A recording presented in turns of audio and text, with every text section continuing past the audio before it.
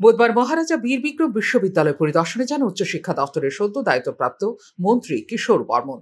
মন্ত্রী হিসেবে দায়িত্ব পাওয়ার পর একটি পর্যালোচনা বৈঠকে সিদ্ধান্ত নেওয়া হয়েছে রাজ্য সরকারের উচ্চশিক্ষা দপ্তরের অধীন যে সমস্ত বিশ্ববিদ্যালয়গুলো রয়েছে সেগুলো পরিদর্শনের মাধ্যমে বিভিন্ন সুবিধা ও অসুবিধা চিহ্নিত করে দ্রুততার সঙ্গে সমস্যা সমাধান করা হবে। তাছাড়া বিশ্ববিদ্যালয়গুলোর কিভাবে পরিকাঠামোগত উন্নয়ন করা যায় সেই বিষয়গুলো নিয়েই আলোচনা হয়েছে বলে পরিদর্শনকালে জানিয়েছেন রাজ্যের উচ্চশিক্ষামন্ত্রী কিশোর বর্মন। উচ্চশিক্ষামন্ত্রী দপ্তরের মন্ত্রী হিসেবে দায়িত্ব পাওয়ার পর প্রথমে আমাদের স্টেট লেভেলে একটা রিভিউ মিটিং করি এবং সেই রিভিউ মিটিংয়ের পর সিদ্ধান্ত নেই আগে আমাদের স্টেট গভর্নমেন্টের আন্ডারে উচ্চশিক্ষা দপ্তরের আন্ডারে যে সমস্ত ইউনিভার্সিটিগুলো আছে সেগুলোকে একবার ভিজিট করা, তাদের বর্তমান পরিস্থিতি কি আছে, কি সুবিধা আছে, কি অসুবিধা আছে, এবং আমাদের যে বর্তমানে যে ন্যাশনাল এডুকেশন যে পলিসি জাতীয় শিক্ষানীতি, সেই জাতীয় শিক্ষানীতি প্রয়োগের ক্ষেত্রে কতটুকু আমাদের অগ্রগতি হয়েছে ইউনিভার্সিটিগুলোতে এবং কতটুকু বাকি রয়ে গেছে, সেগুলো করতে গেলে কি কি ইনফ্রাস্ট্রাকচারাল বাকি একাডেমিক সমস্ত কি কি দরকার আছে সেইগুলো বিষয়ে খতিয়ে দেখার জন্য এবং আনুষঙ্গিক কি কি অসুবিধা আছে আর কিভাবে আমরা আরও আমাদের এটা একটা আমাদের ত্রিপুরার আমি বলবো যে স্বাভিমানের সাথে যুক্ত, যেটা আগে এমবিবি কলেজ ছিল এখন বিশ্ববিদ্যালয়ে সেটাকে উন্নীত করা হয়েছে। তো স্বাভাবিক কারণে এটা আমাদের খুব প্রাচীন আমাদের কলেজ, যেটা মহারাজা বীর বিক্রম কিশোর মানিক্য বাহাদুরের নামের সাথে যুক্ত। তো সেই কারণে সেটার মান আরও কীভাবে উন্নত করা যায় এবং কত দ্রুততার সাথে করা যায় তার জন্য একটা কংক্রিট একটা প্ল্যানিং এবং সেই প্ল্যানিংকে এক্সিকিউশন করার জন্য আমরা ধাপে ধাপে সেটাকে উন্নীত করার জন্য একটা টার্গেট সেটা নেওয়া যায় কিনা এই সমস্ত বিষয় খতিয়ে দেখার জন্যই আজকে এখানে ভিজিট করছি।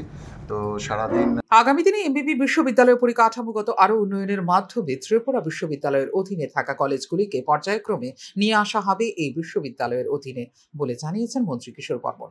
রাম ঠাকুর কলেজে প্রথম বর্ষে ভর্তি প্রক্রিয়ায় জাল ফি কার্ড প্রদানের অভিযোগের তদন্তে কমিটি গঠন করা হয়েছে বলেও এদিন জানিয়েছেন উচ্চশিক্ষামন্ত্রী।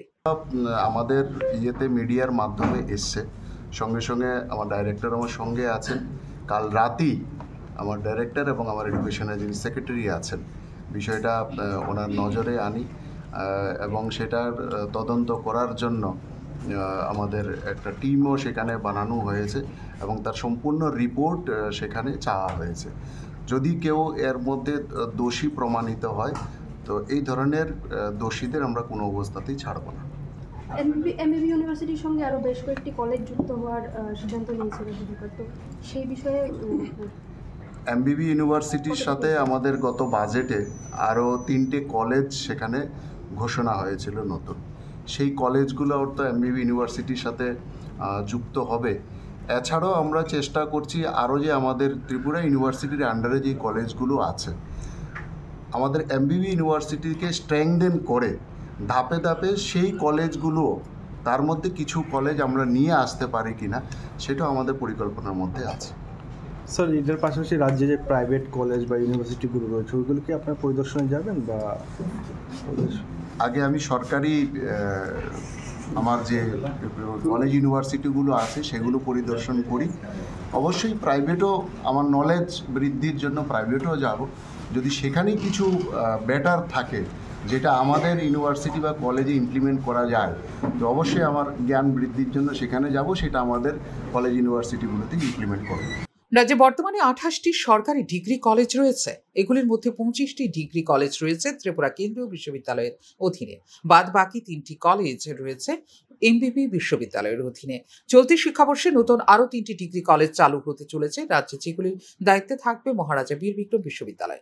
আগামী দিনে পর্যায়ক্রমে 25টি ডিগ্রি কলেজকেই এমবিবি বিশ্ববিদ্যালয়ের অধীনে আনার জন্য কেন্দ্রীয় সরকারের কাছে আবেদন জানিয়েছে রাজ্য সরকার। ফিউরো রিপোর্ট, নিউজ নাও।